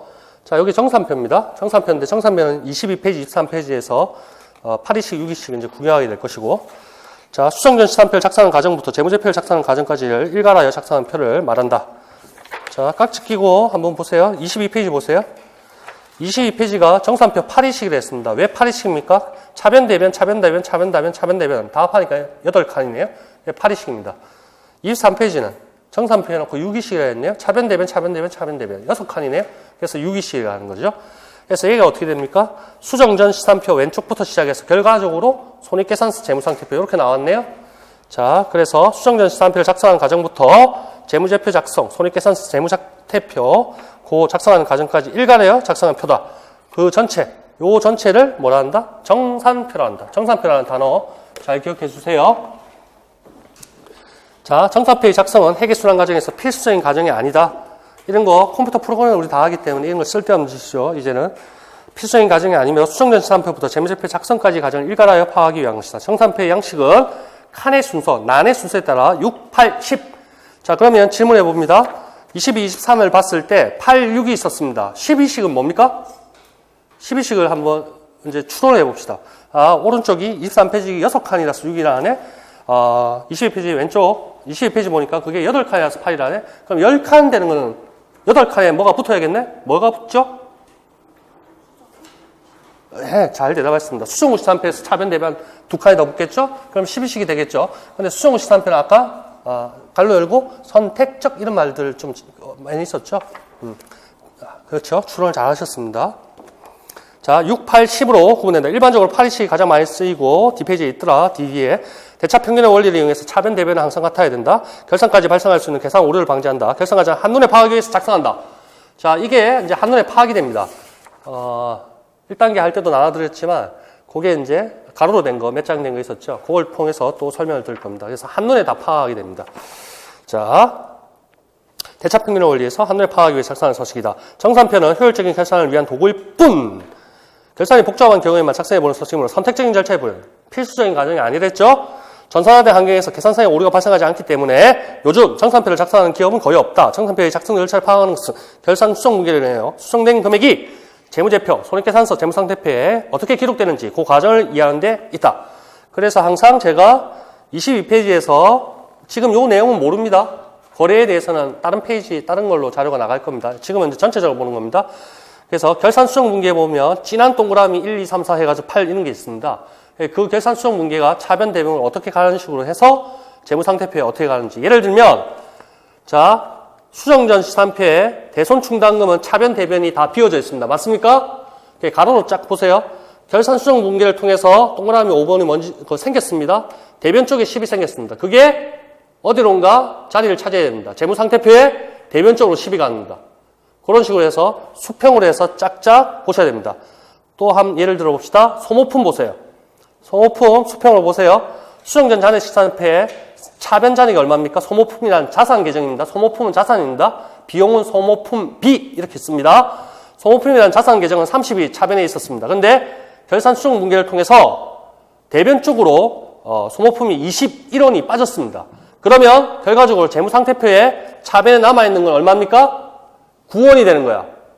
맞죠? 자산의 감소는 대변이 됐지. 그러면 30에서 감소된 21을 빼서 잔액은 결국 9원이 되고 9가 재무상태표로 재무상태표의 소모품이라는 자산으로 잔액이 9원이 되는 거야. 수평으로 그렇게 하는 거야. 하나만 더 해봅니다. 까우뚱까우뚱 하십니다. 임대료 봅시다. 임대료. 매출 밑에 임대료. 자, 임대료는 수익입니다. 수익. 자, 임대료라는 수익이 대변 쪽에 120원이 발생했는가 봅니다. 수정전 잔액시산표에 120이 있었습니다. 보이죠? 근데 결산 수정 문제를 통해서 여차여차해서 결국 30은 수익이 아닌 것이야. 이렇게 된 거지? 정확하게 발생지로 하니까. 그렇다면 손익계산서에 결국 대변 쪽으로 가야 될 수익은 얼마가 되느냐? 90. 그래서 대변에 있던 임대료 수익 120 수정전에서 결산 수정 문제를 통해서 차변으로 갔으니까 30이라는 수익이 줄었고 결과적으로 손익계산서에 가야 될 수익은 90이라는 거야. 그래서 이제 끄떡끄떡 하십니다. 이렇게 수평으로 따라가면서 이제 하다 보면 다 알게 됩니다. 저걸 해볼까? 상품 가봅시다. 상품 수평으로 보세요. 기초에 상품 잔액이 20원이 있었습니다. 상품은 자산이니까 차변 잔액으로 가겠죠? 20이 있었습니다. 결산 수정 문제를 통해서 50이 차변으로 늘어났고 대변으로 20이 줄었습니다. 지금 결산 수정 문제 그 구체적인 건 생각하지 말고 이 표만 한번 보자는 거죠. 그래서 20에서 50이 차변 늘어서 70이 됐고 20이 줄어서 50이 됐고 결과적으로 재무상태표의 잔액은 얼마입니까? 50. 이건 뭡니까 결국? 수정 전 상품 잔액 차변에 있던 20이 결산 수정 분기를 통해서 대변으로 다 날라갔다는 거야. 그래서 차변에 있던 게 20, 대변 20이니까 날라가서 제로가 된 거고, 새롭게 결산 수정 분기에 차변에 50 생긴 게 그대로 끌고 가서 재무상태표에 50이 가는 겁니다. 자, 끄떡끄떡 잘 해주시고 있고, 이렇게 수평으로 따라가는 겁니다. 자, 그래서 그러한 표를 정산표라고 하더라. 이거 안 합니다. 우리도 이런 거 안 만듭니다. 분계만 뜨럭하면 거래처 원장부터 해서 다 흘러갑니다. 그래서 손익계산서 거치고 장부 마감하고 잉여금 쪽으로 해서 재무상태표로 거치고 다 갑니다. 그럼 시산표 다 나옵니다. 합계장의 시산표 다 나오고 하는 일인데 손으로 이런 거는 안 하죠. 저는 워드 쳐야 되니까 하는 거지. 여러분도 실무적으로 할 일은 없을 거야. 프로그램이 다 하는. 시험을 위해서는 공부를 해야겠죠. 이런 걸 내는 훌륭한 저 출제자가 있었으면 좋겠어, 나는. 이거는 노가다가 아닙니다. 그러니까 원리를 아느냐는 겁니다. 이거는 프로그램만 다룰 줄 아는, 아까 회계 뭐였죠? 과목명이 뭐였나요? 회계 정보 처리 시스템이었네, 과목명이. 그런 과목, 회계 정보 처리 시스템, 5번 타자. 그런 과목에서 전산 프로그램을 통하여 능력을 함량하자는데, 이론을 알아야 될 거 아니야? 돌아가는 것도 모르고 하면 안 된다는 얘기지. 저희 직원이 회계학과도 아니고 소방학과인데, 저 직장생활도 한 오래 하도록 했고, 교직에서 있었지, 준교원? 대학원? 조교하고 뭐 이런 거 했는데, 전산회계 뭐 2급, 세무 2급 뭐 이것만 공부했는데 몇 달 동안 해서. 그런데 이렇게 설명을 하면 이해를 잘해. 그게 이제 이과라서 수학을 잘해. 그럼 우리 또 회계는 상대인데, 저도 상대인데, 수학을 못해서 이제, 수학을 뭐 크게 잘하지 못해서. 근데 이해를 잘하더라고요. 그래서 프로그램을 다루면서 이제 제가 이제 이런 거를 이론을 얘기하면 그걸 이제 머릿속에 싹 그려내는 것 같아. 그래서 제가 하고 싶은 말은 시험에 이런 게 나왔으면 좋겠어. 갈로 비워놓고. 언젠가는 나올 거야. 예전에 조금씩 나왔어요. 비슷하게 좀. 자, 정산표에 대해서 했고, 21페이지. 조금만 더 합시다. 23페이지까지만 하면 되니까, 원가 관리 이제 쉬고 하면 되고, 21페이지. 자, 한 페이지에 뭐가 있습니까? 시산표에서 발견할 수 없는 오류, 이런 테마로 나왔습니다. 그래서 이런 게 이제 시험에도 각종 나오고 하는데, 우리가 물어볼 수 있을 가능성도 있어. 그러면 2가지 정도 적을 수 있어야 되고, 그걸 직접적으로 물어보지 않더라도, 우리 기출문제를 통해서 뭐가 시산표가 잘못돼서 그거 수정하는 거, 오류 수정부터 해가지고, 결산 수정 분기에 반영하는 그런 문제를 또 구경하게 될 겁니다. 자, 봅시다. 상당 부분에 회계상 모든 거래가 분계정을 통하여 총 계정 원장에 전기가 되고 각 계정이 분계 전기가 잘 되었다면 대차평균 원리에 의해서 총 계정 원장에 있는 모든 계정의 차변 합계와 금액, 대변 합계가 항상 일치하게 된다. 그게 결과적으로 잔액 시산표에 차변 합계, 모든 계정 과목 쩌락 모아둔 이 금액하고 모든 계정 과목 쩌락 모아둔 요 금액하고 일치가 돼야 된다. 그거는 대차평균의 원리부터 했기 때문에 차변이 200 늘면 대변도 200, 차변이 100이 늘면 대변도 100. 똑같이 했기 때문에 차변 대변이 똑같을 수밖에 없어. 뒷장에서도 우리가 한번 봤듯이. 자, 대차평균의 원리라는 게 나옵니다. 자, 거래의 이중성. 거래의 이중성이라는 게 뭡니까? 복식폭이 아까 단식이 아니라는 거예요. 차변 대변. 그래서 둘이서 치는 게 복식이잖아요. 그러니까 쌍의로 논다는 얘기지. 거래의 이중성에 따라 모든 거래는 반드시 어떤 계정의 차변과 다른 계정의 대변에 같은 금액이 기입된다. 원리. 복식폭이 대차평균의 원리. 그것도 하나 좀 기억해 두십시오. 자, 이런 걸로 어떤 계정의 차변과 다른 계정의 대변에 같은 금액이 기입된다. 거래의 이중성 이런 단어 비워줄 수도 있고 전체를 서술해서 이것은 이렇게 물어보면 대차평균의 원리. 이것의 밑줄 원리 이렇게 하면 대차평균의 원리.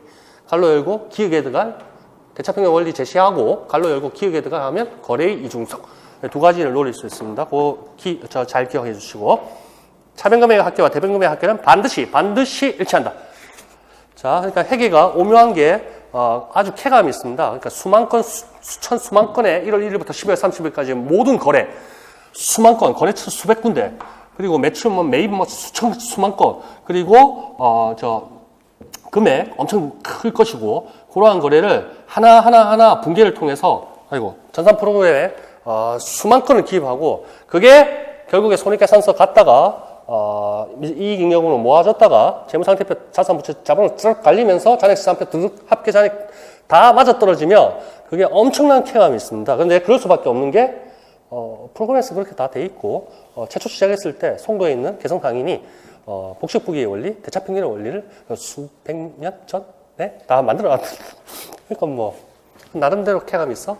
그런데 초창기 때 하나 발견했어. 시산표에서 차변 합계, 대변 합계가 몇 원이 안 맞았나? 몇 원이었나? 몇백 원이 안 맞았나? 하여튼 큰 금액은 아니었는데 안 맞더라고. 모든 거래에 오류는 없어. 그 프로그램도 오류 체크하는 게 있거든요. 그럼 오류는 하나도 안 나타나. 근데 그에 마감을 하는데 차변이 만약에 100이라면 여기 대변이 90이 돼 있는 거지. 그래서 이상하다. 거래이중성 복식 대차평균을 올리면 100원이면 여기도 100원이 되는데 둘 중에 뭐가 틀렸지? 그래가지고 딱 10원이 차가 나. 이게 틀리다는 거지. 100원하고 90원하고.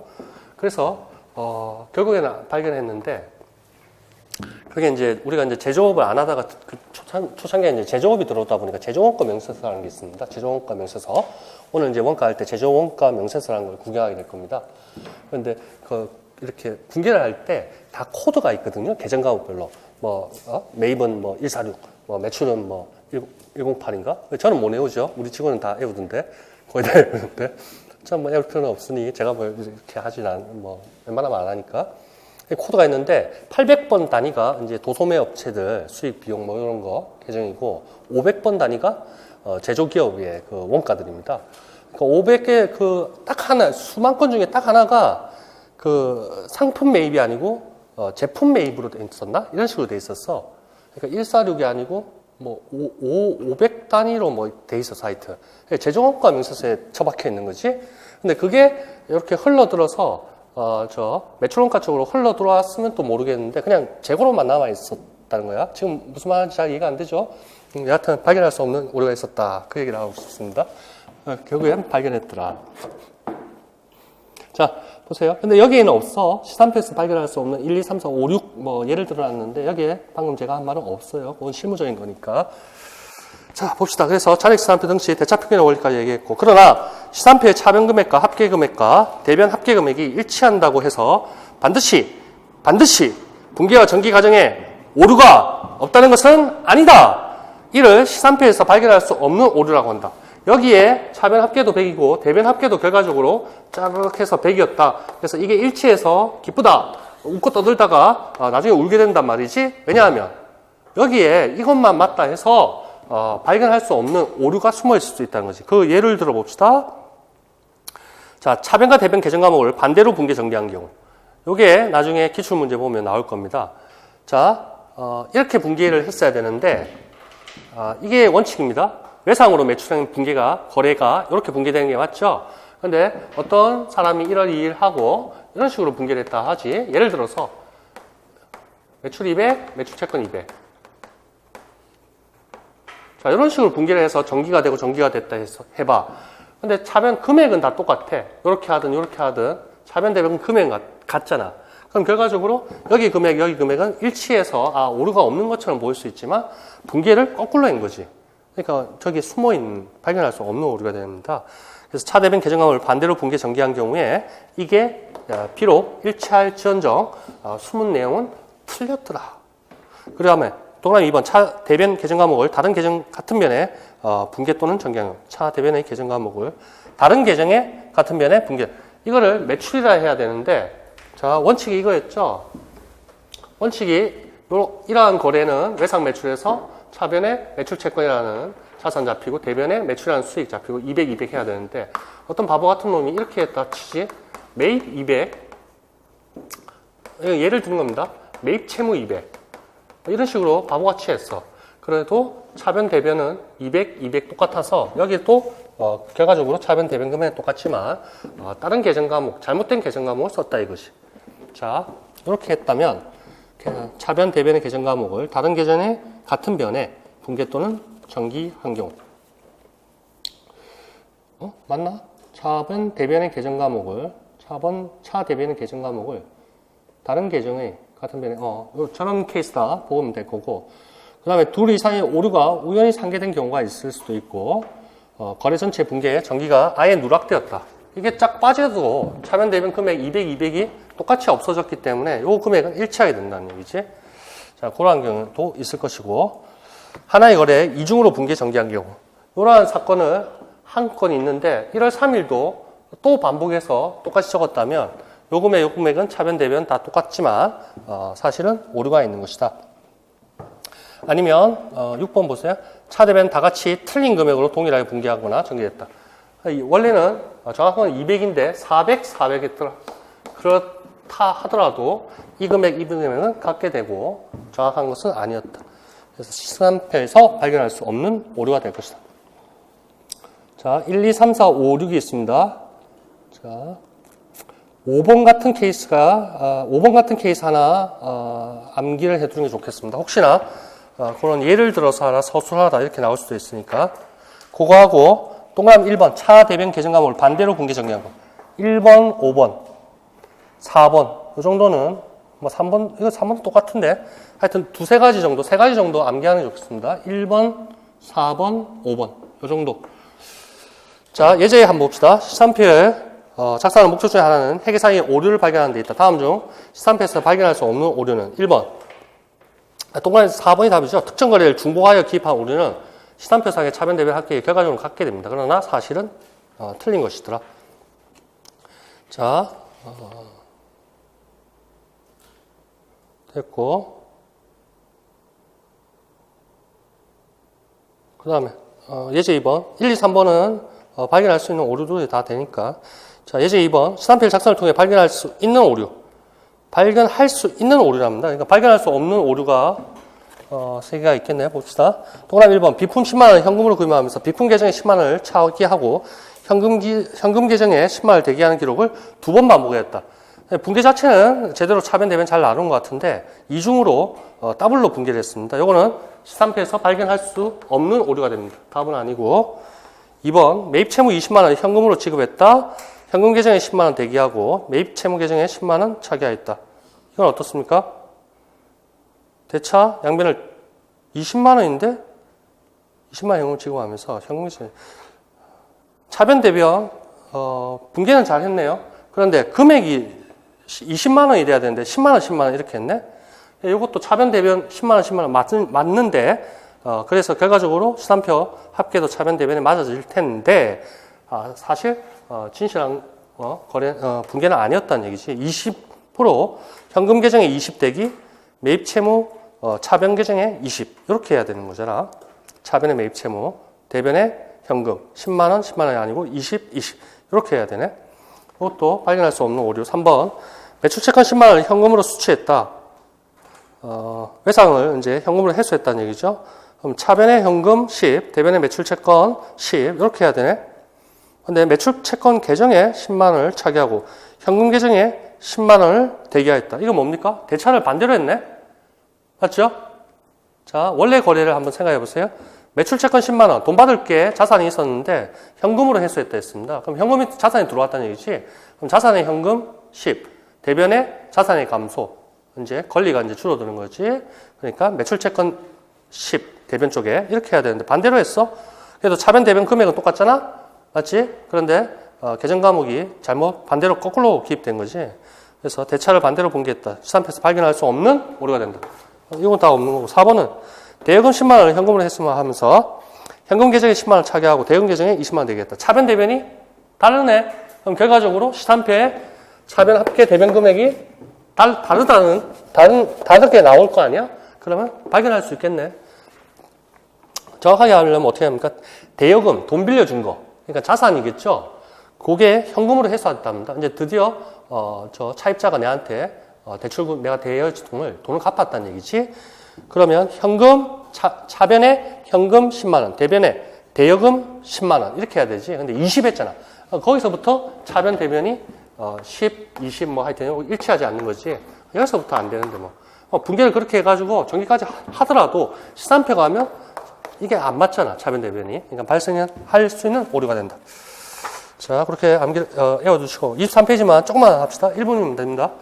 자, 정산표 6이십니다. 수정후 시산표에서 결산 수정 붕괴 그 앞 단계에 있었겠지. 수정 후 전에 결산 수정 문제가 있었을 건데, 자, 이렇게 된 게, 손익계산 재무상태표로 갈라진 게 6칸입니다. 그래서 6위씩이라 한다는 거고, 자, 쭈룩쭈룩 수정 후 시산표 차변 합계 2780, 대변 합계도 2780, 손익계산서 100, 재무상태표 1830, 1830, 그렇게 해서 딱딱딱 일치가 됩니다.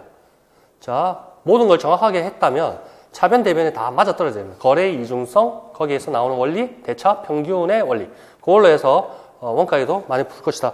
자, 여기까지만 보고 밑에 거는 쉬었다가 또 설명 좀 드릴게요. 수고하셨습니다.